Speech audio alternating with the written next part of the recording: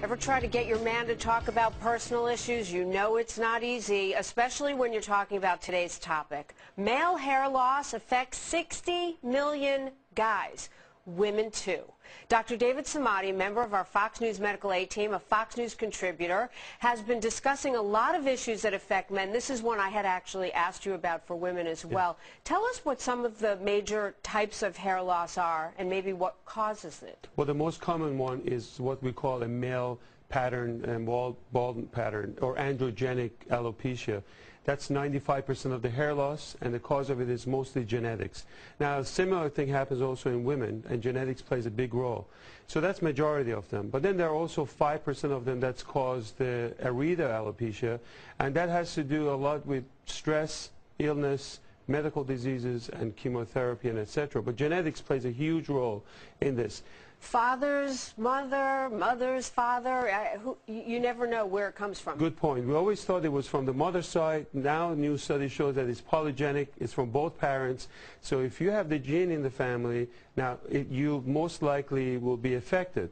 It can skip a generation, but that's going to be there. Okay, so both sides potentially. Absolutely. Okay. What's interesting is 30% of men by the age of 30 can actually have hair loss, and by the age of 50, it could be about 50%. So it affects both men and women, but we're going to be talking about mostly men here and their hormonal issues. Let's talk about some of the types of hair loss and the symptoms.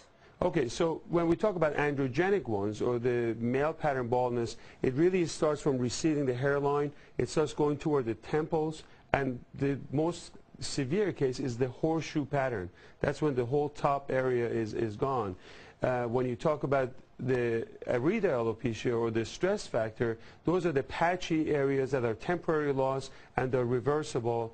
Those are easier to really treat. Okay, in addition to the genetic component, you say poor nutrition, certain illnesses, you mentioned stress, that's a huge one. Are there medications that men may be taking that can cause hair loss? Certain medications you want to watch out for. Usually antihypertensive medications, beta blockers, some cholesterol medication can actually cause that.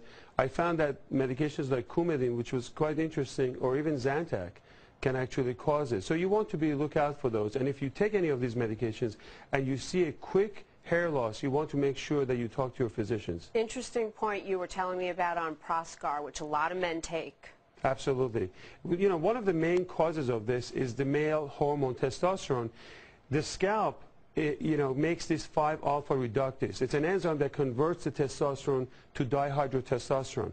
If you look at the animation, you can see the dihydrotestosterone, or the active form of testosterone, actually affect the follicles. And over time, it can actually shrink the base of this hair and result in the hair loss. So DHT, or the active form of testosterone, is the main reason why men actually lose their hair. And Proscar has Propecia in it, now, which is a treatment for hair loss? As a urologist, I use a lot of Proscar because what it does, it prevents that enzyme. So it prevents the testosterone to active testosterone, and we found out that men actually end up having hair growth. A smaller portion of Proscar is called Propecia. And Propecia is 1 milligram. So the main take-home message is that if you're taking those medications, it can affect your PSA or...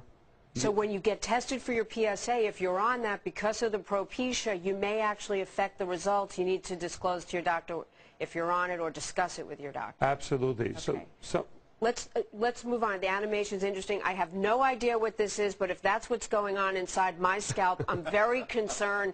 As you show us that, doctor, and tell us what it is. Tell us about treatments. People want to know what to do. Well, this is actually an interesting demo. This is by 3B Scientific Company. As you can see, it's amazing. Here's the scalp. This is the hair. You have all these sebaceous glands. Usually Rogaine, which is a topical one, affects the scalp, and that can increase the blood flow to the hair.